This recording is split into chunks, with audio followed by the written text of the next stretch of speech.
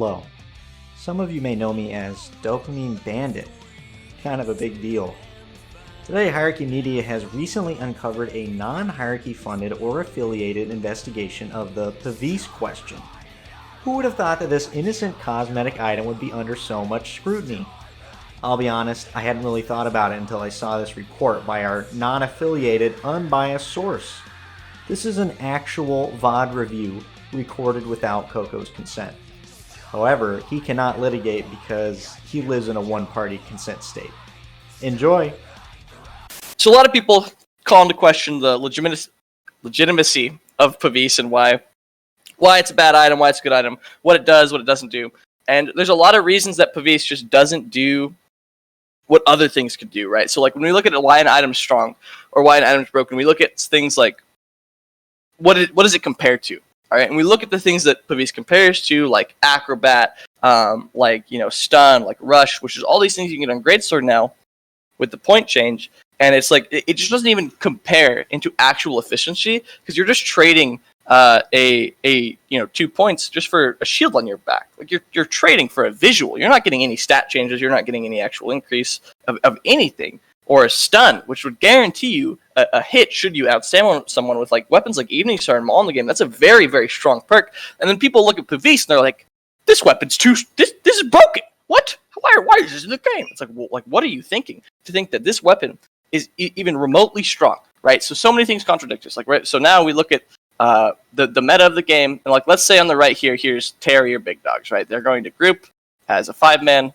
Don't mind my circles; they're ugly. And they're going to push aside generally. They're going to push this way, or they're going to push this way. Not many teams do this to counter this, but it is a legitimate strat to counter this, is the 3-2, the hierarchy special, right? You got your 3 random hierarchy players, and then you got Dopamine and Dress off the corner. They'll generally look to split the fight to the best of their possibility, like take a 2v2, take a 3v3. And this is a good strat, right? It takes smaller engagements, easier to chew, easier to handle.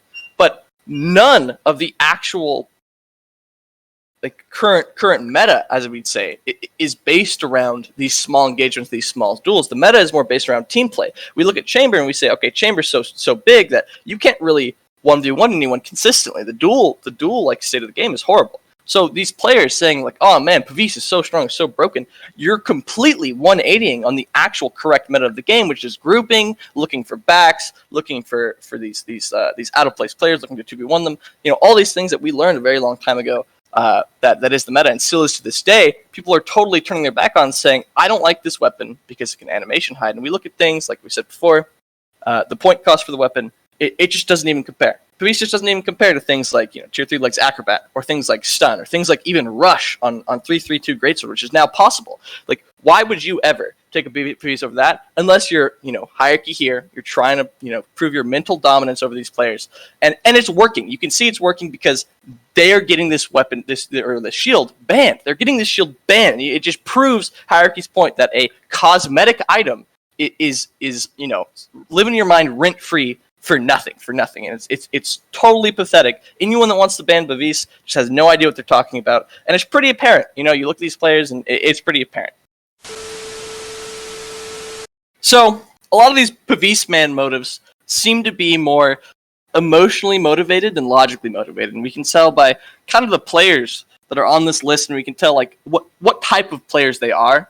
And, how they speak in Discords, what they're like, what we see, from these players that are supporting this ban. And to be honest, most of these players I don't even know of. I don't know, like, the majority of the list. But these, 5 players we have listed here, we know of them very well. We see of them a lot in the NAPC. We see them a lot of talk on the shit talk channels, the MFC. And we see this a lot. And so we know that these players kind of, drama, attention-seeking, more emotional people, probably more emotionally leaning to a reaction to this item. And like we said before in the previous talking points, Pavise is not, we went through logically, Pavise is not logically a problem, okay? It goes against the meta, it goes against, the best builds, it goes against all these things. It's more of a show of force by hierarchy meta, and you see these players crumbling mentally, emotionally, physically over this item, and they just can't stand it, And so, we lead on top of the animation hiding side, should it be given credence? Like, let's play devil's advocate, which I don't even believe Pavise gives you that much of an advantage. Like, of course, like, it's a big shield in your back, and if they turn your back, you can't see above them.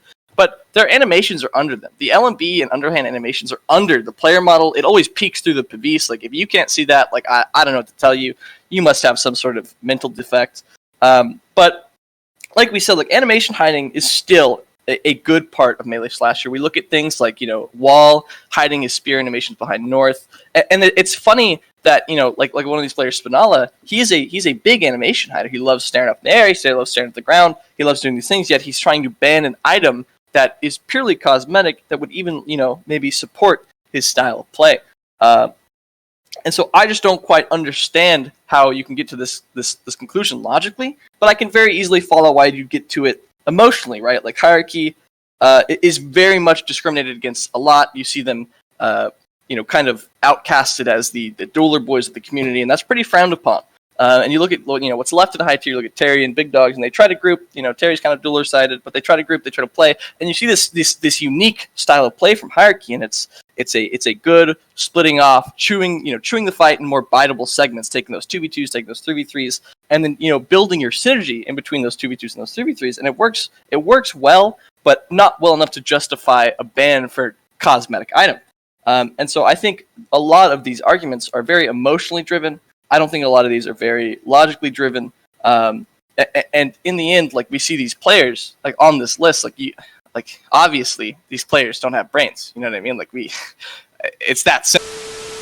Okay, here we see hierarchy implying the classic hierarchy 2 strat. Now, this is a very good strat. A couple of reasons, because it forces small skirmish and it forces these individual fights that these hierarchy players just love to seek out. So generally, what happens is, who the fuck are these 3 random hierarchy players? I don't know. You don't know. They don't matter. These players probably just going to kill themselves on these 3 players, and then we're going to forget about them, right? But what really matters is these 2 golden players here on the left.